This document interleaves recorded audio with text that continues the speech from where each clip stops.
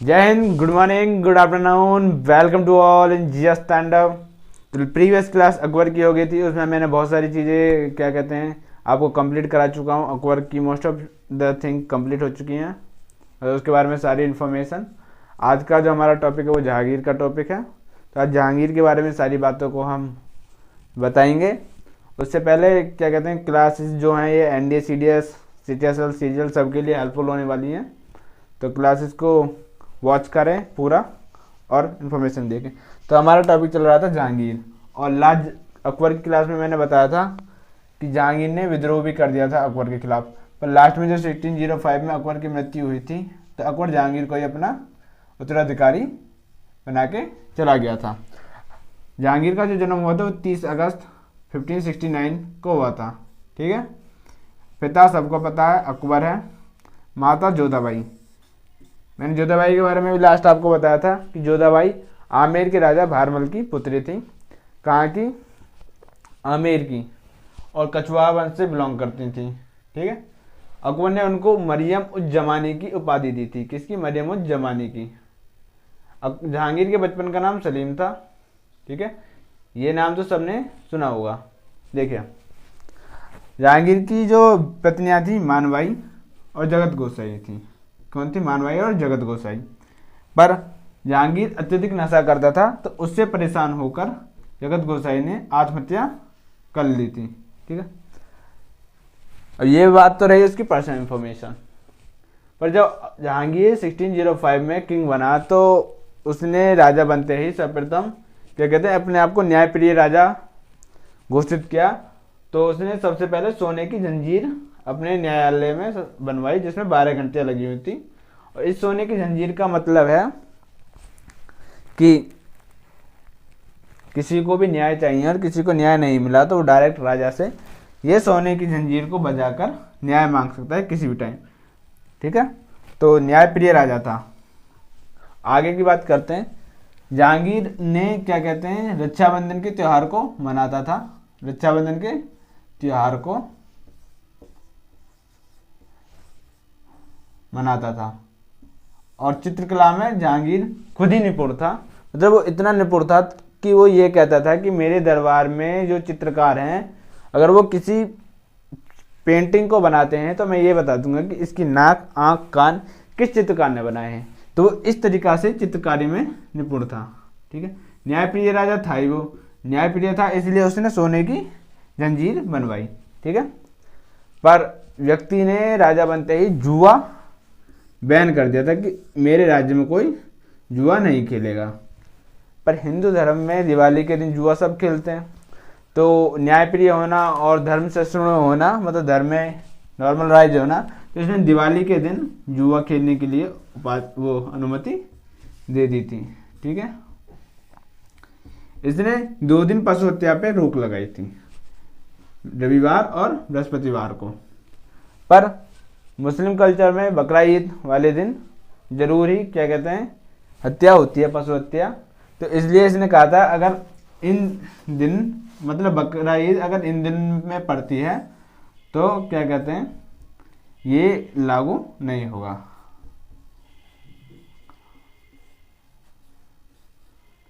ठीक है। तो ये सारी बातें। उसका जन्म 30 अगस्त 1569 और पिता का नाम अकबर, माता जोधाबाई। मरियम उज जमानी की उन्हें उपाधि दी थी। किसने? अकबर ने। ठीक है। बचपन का नाम सलीम था। पत्नी मानबाई जगत गोसाई। पर क्या कहते हैं जगत गोसाई ने आत्महत्या कर ली थी क्योंकि अत्यधिक नशापान करता था तथा इसे मानसिक शोषण मिलता था, इसलिए इसने आत्महत्या कर ली। सोने की जंजीर लगवाई जिसमें 12 घंटियां थी। रक्षाबंधन का त्यौहार मनाता था। चित्रकला में इतना निपुण था, मतलब ये कहते हैं चित्रकाल का स्वर्ण काल किसके टाइम? जहांगीर के काल था। ठीक है। चित्रकाल का, चित्रकला का। और न्यायप्रिय राजा था ये। और जुआ इसने बैन करवा दिया था। पर दिवाली वाले दिन जुआ इसने क्या कहते हैं प्रतिबंध हटा दिया था। पशु हत्या रविवार और बृहस्पतिवार को इसने बंद करवा दी थी। इन 2 दिन बंद करवा दी थी। पर अगर बकरा ईद इन दिन में पड़ती है तो इसने खुलवा दी थी। ठीक है। ये नोट करो।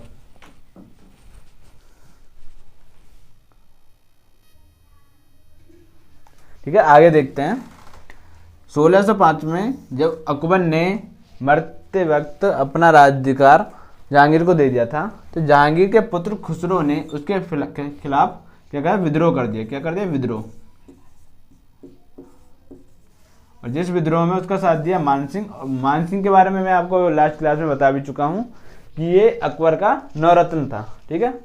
और खुसरो विद्रोह करके अर्जुन देव की शरण में गया था। और अर्जुन देव 5वें गुरु थे, किसके, सिख धर्म के 5वें गुरु थे, जिन्होंने शरणार्थी के रूप में खुसरो को क्या कहते हैं, पनाह दी थी। पर जहांगीर इस विद्रोह को दबा देता है तथा अपने पुत्र खुसरो को पकड़ लेता है, ठीक है। और पकड़ने के बाद खुसरो की मृत्यु करवा देता है, यानी उसको मार देता है। और अर्जुन देव को फांसी दे देता है, ठीक है। अर्जुन देव को फांसी दे देता है, खुसरो को मार देता है। देखिए, जहांगीर की प्रेमिका थी, आपने बहुत सुना होगा, जहांगीर मतलब सलीम अनारकली की जोड़ी, मतलब सलीम अनारकली की प्रेम कहानी। तो अकबर ने अनारकली को पहले ही मरवा दिया था और उसकी कब्र लाहौर में बनवा दी थी। पर उसकी कब्र के ऊपर एक बड़ा क्या कहते हैं, टॉम, यानी वो मजार बनवाई। किसने, जहांगीर ने 1615 में लाहौर में। अनारकली का जो मकबरा है, जो मकबरा बनवाया था जहांगीर ने, वो लाहौर में है। कहाँ, आज के टाइम पाकिस्तान में, ठीक है। देखिए, जहांगीर जब राजा बना तो इसने सोचा कि मैं अपनी प्रसिद्धि किस तरीका से करूं। तो इसको याद आया कि मेरे पिता ने चित्तौड़ पर अभियान करे थे और उस अभियान में वो क्या कहते हैं, विजयी नहीं हो पाए और क्या कहते हैं, सफलतापूर्वक उस पर हासिल नहीं कर पाए। और इस टाइम तक क्या कहते हैं, महाराणा प्रताप भी अकबर से पहले ही खत्म हो चुके थे। तो चित्तौड़, वो किसको, खुर्रम को भेजा गया था। और चित्तौड़ में जो उस टाइम राज कर रहे थे वो महाराणा प्रताप के पुत्र अमर सिंह राज कर रहे थे,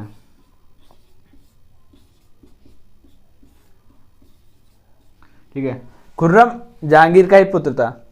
जब अमर सिंह को क्या कहते हैं, अपनी हार निश्चित लगने लगी, क्योंकि ये इनकी प्रजा पर बहुत अत्यधिक जुल्म कर रहे थे, वो इनको नहीं पकड़ रहे थे, इनकी जनता को सता रहे थे। तो अमर सिंह के पुत्र कर्ण सिंह ने इनसे संधि करनी चाहिए।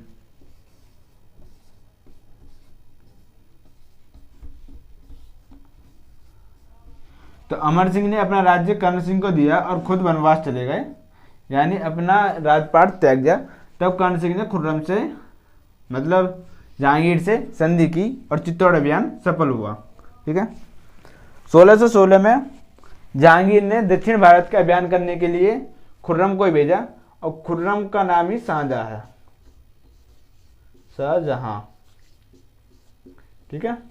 देखो, तो दक्षिण भारत का अभियान करने के लिए भी जहांगीर ने किसको, शाहजहां को ही भेजा था,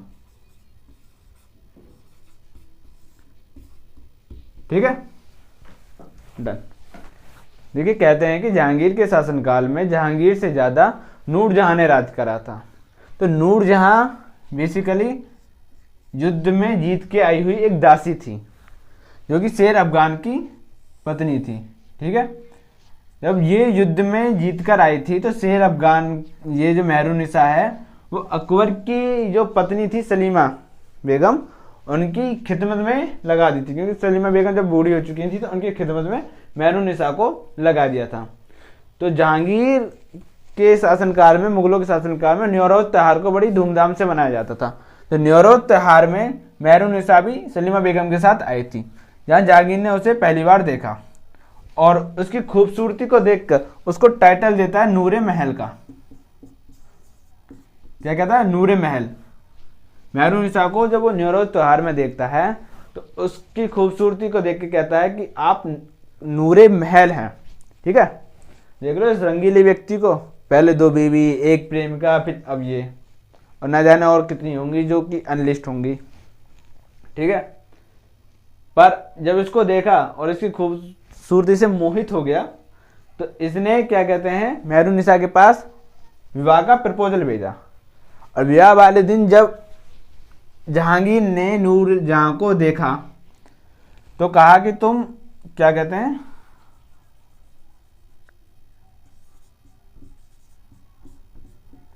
कहा कि तुम नूरे महल नहीं, नूरे जहां, यानी विश्व में तुमसे सुंदर कोई नहीं, नूरे जहां, नूरे महल नहीं, हमसे गलती हो गई, आपको हम उपाधि देते हैं नूरे महल की। पर मेहरुनिसा को पता था कि ये राजा महाराजा किसी के साथ नहीं होते, आज मेरे पास, कल किसी और के पास, परसों किसी और के पास। ये बहुत चालाक व्यक्ति थी। तो इसके जो पिता थे गियास बेग मेहरुनिसा के, और उसको इसने उपाधि दिलवा दी एतमादुद्दौला की। ठीक है, एतमादुद्दौला ये एक बड़ी उपाधि होती है। और मरने के बाद एतमादुद्दौला का मकबरा भी बनवाया। कहाँ? आगरा में ही इसका मकबरा भी है। एतमादुद्दौला ये फर्स्ट बिल्डिंग थी वाइट मार्बल की, first building in white marble of white marble. ठीक है, उसकी एतमादुद्दौला का आपको यहाँ पे फोटो भी दिख रहा होगा, तो आप देख लीजिए कि ये पहली वाइट बिल्डिंग थी। ठीक है, इसकी माता का नाम मेहरुनिसा का असमत बेग था।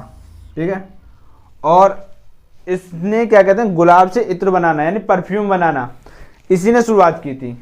तो पिता भी सेटल, माता भी सेटल, भाई का नाम आसफ खां, और भाई को बना दिया था इसने औरंगजेब के टाइम, वो जहांगीर के टाइम पे वजीर यानी मिनिस्टर। ठीक है, भाई भी सेटल और खुद बन के बैठ गई रानी। और जहांगीर खुद लिखता है अपनी में कि मुझे 1 बोतल शराब, आधा किलो कबाब चाहिए और राज चाहिए किसका? नूरे जहां का, और मुझे कुछ नहीं चाहिए। मतलब मुझे खाने के लिए गोश्त और पीने के लिए शराब, और राज मेरा चलाए नूरजहां, और मुझे कुछ नहीं चाहिए। ठीक है, लास्ट उसमें मैं एक चीज़ लिखवाना भूल गया था कि जब जहांगीर ने उसका अनारकली का मकबरा बनवाया था लाहौर में, तो उसने मकबरे के ऊपर एक लाइन लिखवाई थी, अभिलेख, कि अगर मैं अपनी प्रेयसी का चेहरा दोबारा देख सकता तो कयामत तक खुदा का शुक्रिया अदा करता। क्या लिखवाया था? कि अगर मैं अपनी प्रेयसी का चेहरा देख सकता तो कयामत तक खुदा का शुक्रिया अदा करता। कयामत मतलब जब तक, मतलब ये विश्व, मतलब ये जब तक पृथ्वी है, जब तक जीवन है, जब तक मैं उसका शुक्रिया अदा करता रहता, चाहे मर भी जाऊं जिंदा। तो उसने कब्र के ऊपर यही लिखवाया था। रंगीला बादशाह था ये पूरा। ठीक है, आसफ खां जहांगीर के समकालीन थे सूरदास जी। कौन? सूरदास जी। ठीक है, मैंने बताया था अकबर के समकालीन कौन थे? तुलसीदास जी। और जहांगीर के कौन थे समकालीन? सूरदास जी। ठीक है, ये नोट करो। ठीक है, आगे की बात करते हैं। जब जहांगीर राजा बन गया तो 1608 में ब्रिटिश के राजा जेम्स प्रथम ने अपना दूत का मुगल सल्तनत में भारत में भेजा था व्यापारिक छूट के लिए। पर ये जो दूत भेजा था ये क्या कहते हैं, जहांगीर के राजा बनने से पहले भेजा था, अकबर के शासनकाल में, क्योंकि पहले इतनी यातायात के, मतलब उसके कम्युनिकेशन के साधन नहीं थे। तो जेम्स प्रथम को लगा था कि भारत का राजा अभी अकबर है, तो जब उसने भेजा था तो अकबर के लिए पत्र लिख के भेजा था जेम्स प्रथम ने, और वो पत्र लेके आया था कैप्टन हॉकिंस। और कैप्टन हॉकिंस जब पत्र लेके आया जहांगीर के दरबार में, तो इसने अकबर की खूब तारीफ करी, और मैजेस्टी आप इतने अच्छे हैं, आपका साम्राज्य इतना बढ़िया है, आप इतने दयालु हैं, निर्दयालु हैं, सब कर बाद में कहा कि सलाम अकबर साहब, मतलब अकबर साहब का नाम ले लिया। तो जहांगीर की थोड़ी अपने पिता से बनती नहीं थी, तो थोड़ी यहीं सटक गई। पर इसकी प्रेजेंस देखने के लिए, मतलब इसके जो उसने वहाँ पे डोनेट किया अपना लेक्चर वगैरह, ये जो अपना पत्र में लिख लाया, इसकी व्यक्तित्व से खुश होकर अकबर ने इसे, वो जहांगीर ने इसे एक टाइटल दिया, इसका इंग्लिश खान का, इंग्लिश खान की इसको टाइटल दी। 1608 में ये अकबर जहांगीर के टाइम में आया था। पर ये आया किसके लिए था? व्यापार करने के लिए। पर इसको व्यापार करने की छूट नहीं दी। ठीक है, पर जेम्स प्रथम को जब पता चला कि भारत में जहांगीर का राज आ गया है, अकबर चले जा चुके हैं, तो इसने अपना दूसरा एम्बेसडर भेजा 1615 में, टॉमस रो को, ठीक है। और ये आके जहांगीर से व्यापार करने के लिए अनुमति प्राप्त कर ली और इसको व्यापारिक छूट भी मिली। व्यापारिक छूट मतलब व्यापार करने के लिए आपको कोई टैक्स पे नहीं करना है, व्यापारिक छूट भी दी गई, ठीक है। तो 1627 में जहांगीर का जब शासन खत्म होने को आया, मतलब जब जहांगीर का शासन चल रहा था और उसमें सबसे ज़्यादा शासन कर रही थी महरुन्निसा नूरजहां, तो जहांगीर के बेटे शाहजहां ने विद्रोह कर दिया और विद्रोह करने के बाद किसको, जहांगीर को और नूरजहां को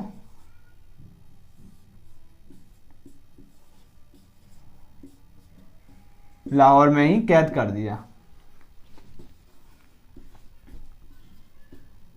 पर ये जहांगीर और नूरजहां कैसे छूट जाते हैं, पर 1627 में ही जहांगीर की मृत्यु हो जाती है।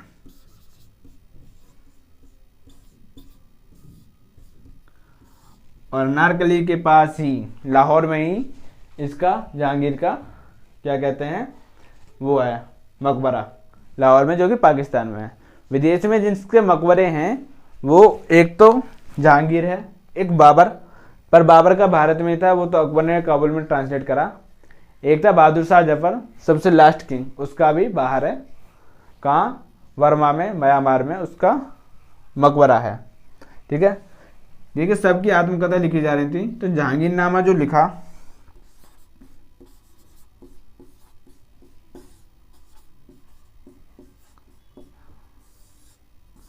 वो मोतबिंद खान ने लिखा था,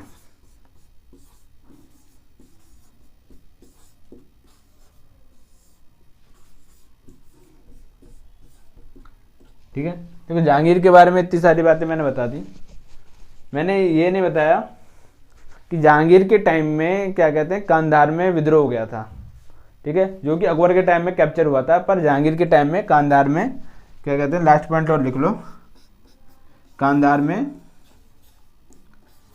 विद्रोह हो गया था।